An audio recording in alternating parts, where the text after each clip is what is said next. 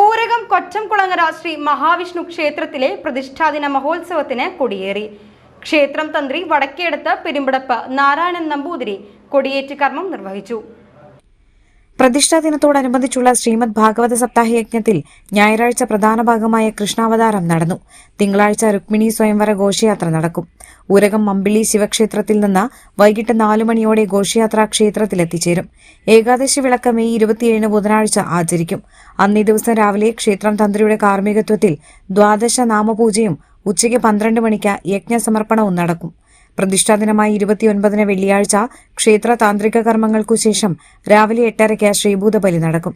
രാവിലെ 9 മണിക്ക് നടക്കുന്ന എഴുന്നള്ളിപ്പിന് പത്മശ്രീ പെരുവനം കുട്ടന്മാരാർ നയിക്കുന്ന പഞ്ചാരിമേളം അകമ്പടി തീർക്കും. തുടർന്ന് രാവിലെ 11 മണിക്ക് അന്നദാനം വിതരണം ചെയ്യും.